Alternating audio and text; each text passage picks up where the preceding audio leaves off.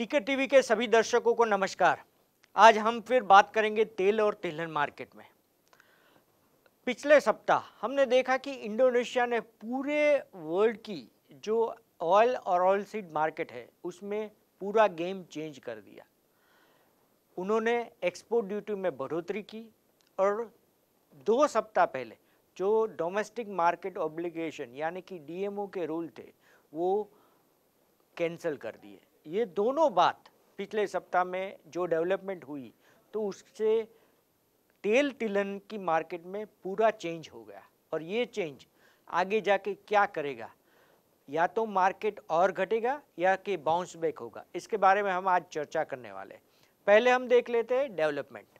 तो मैंने बात किया कि इंडोनेशिया ने एक्सपोर्ट ड्यूटी, जो क्रूड पाम ऑयल की जो एक्सपोर्ट ड्यूटी है वो $375 प्रति टन जो थी उसको बढ़ा के $675 प्रति टन कर दिया है। तो ये बड़ा परिवर्तन है। और जो पिछले सप्ताह यानी कि 2 सप्ताह पहले उन्होंने जो डोमेस्टिक मार्केट ऑब्लिगेशन यानी कि डीएमओ रूल थे वो 20% जो था उसको बढ़ा कर 30% कर दिया था, वो टोटली कैंसिल कर दिया, यानी कि उनका कोई असर अभी मार्केट में नहीं रहेगा। और दूसरा डेवलपमेंट ये हुआ कि इंडोनेशिया ने 35 लाख टन सीपीओ की एक्सपोर्ट का परमिट रिलीज कर दिया, यानी कि वर्ल्ड मार्केट में 35 लाख टन पाम ऑयल का सप्लाई बढ़ चुका है। ये सबसे बड़ा डेवलपमेंट है। और अभी भी जो इंडोनेशिया का क्रूड पाम ऑयल है वो मलेशिया से 247.50 डॉलर प्रति टन है, वो सस्ता मिल रहा है। यानी कि इंडोनेशिया पाम जो क्रूड पाम ऑयल है वो वर्ल्ड मार्केट में मलेशिया से सस्ता है। तो इंडोनेशिया की सप्लाई बहुत अच्छी तरह से बढ़ गई और जो सप्लाई आ रही है वो मलेशिया से सस्ती मिल रही है। ये भी एक वजह है कि मार्केट में हमें गिरावट देखने को मिली, यानी पूरा गेम चेंज हो गया।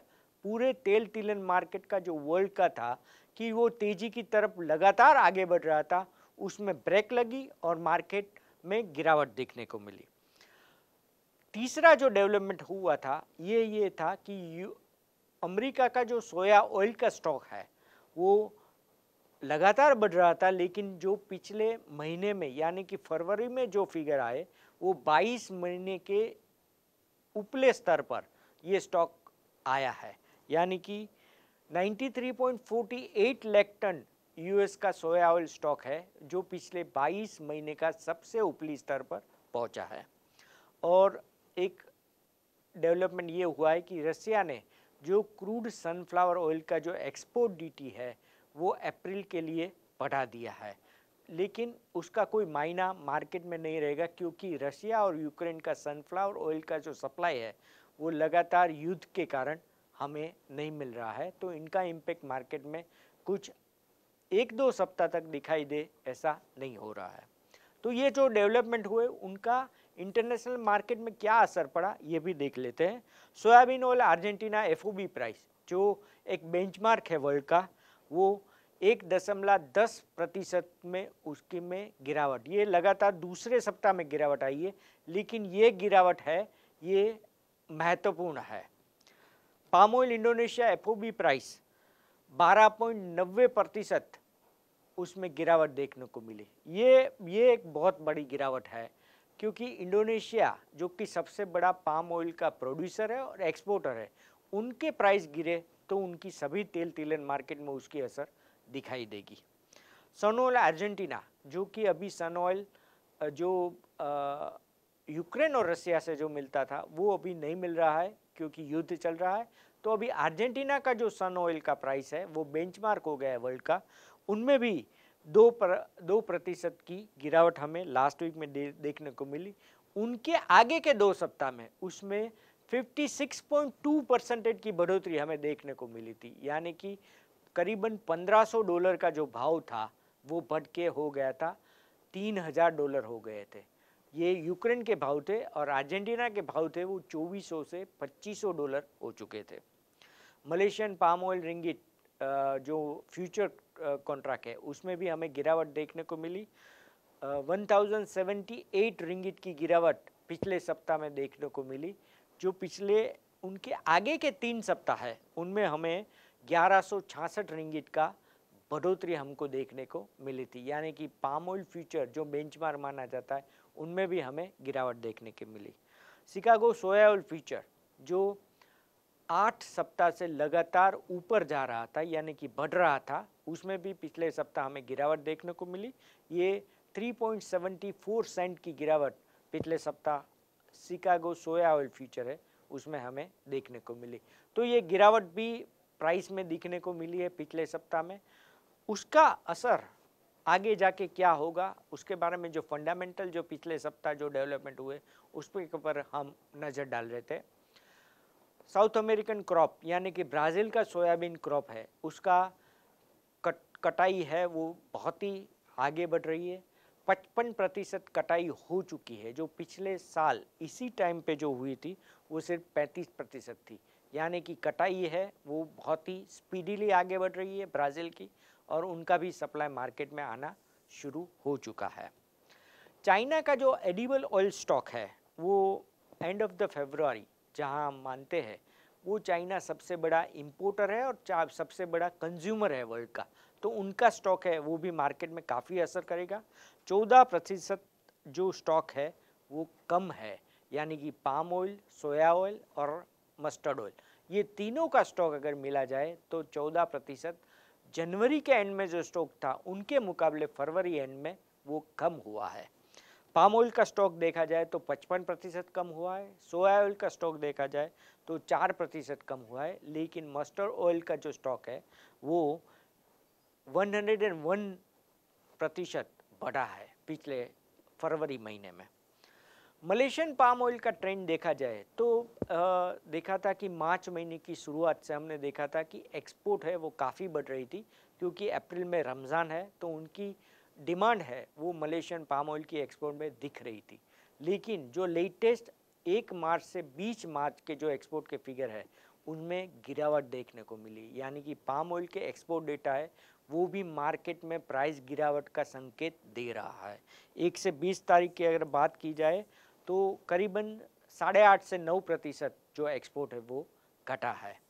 पाम ऑयल का प्रोडक्शन अगर देखा जाए तो मार्च की शुरुआत से लगातार प्रोडक्शन बढ़ रहा था, वो जो प्रोडक्शन बढ़ रहा था वो भी जारी है। मार्च 1 से 20 के जो फिगर आए उसमें भी क्या है, प्रोडक्शन करीबन 19 से 20% पिछले महीने के मुकाबले पाम ऑयल का प्रोडक्शन है वो बढ़ा है। जैसे हमने बात किया कि यूएस सोयाबीन मार्केट में अगर देखा जाए तो जो क्रशिंग है सोयाबीन का वो डाउन हो रहा है, यानी कि सोयाबीन की डिमांड है वो घट रही है। उनके सामने सोयाबीन ऑयल का स्टॉक है वो पिछले 22 महीने के ऊपरी स्तर पर है, यानी कि स्टॉक भी काफ़ी अच्छा है। और पिछले 1 साल में अगर देखा जाए तो 17% स्टॉक है उनमें बढ़ोतरी देखने को मिली है। ये भी एक संकेत है कि मार्केट आगे जाके गिरावट हो सकती है। इंडियन मार्केट के बारे में अगर सोचा जाए तो सबसे बड़ी बात है कि सरसों की अरावल काफ़ी बढ़ चुकी है।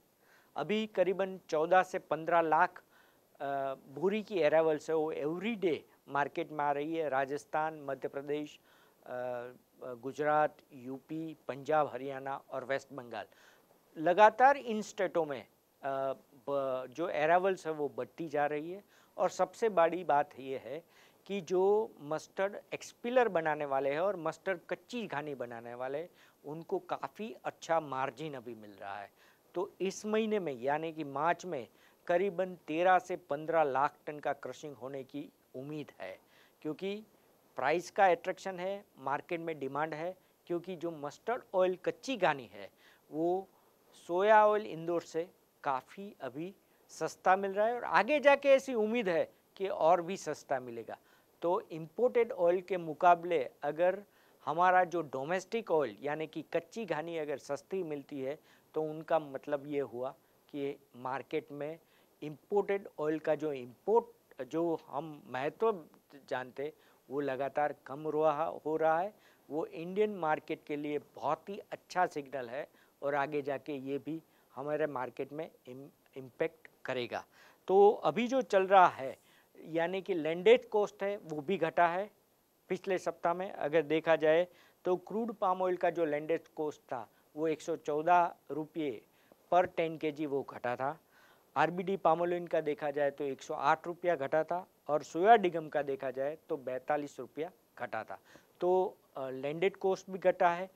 सरसों कच्ची घानी का प्राइस है वो सोयाबीन ऑयल इंदौर से अभी सस्ता मिल रहा है, ये भी बड़ी बात है, क्योंकि अगर देखा जाए तो 1555 रुपया इंदौर सोयाबीन रिफाइंड का प्राइस है, उसके सामने कच्ची घानी है ये 1491 रुपये में मार्केट में मिल रही है।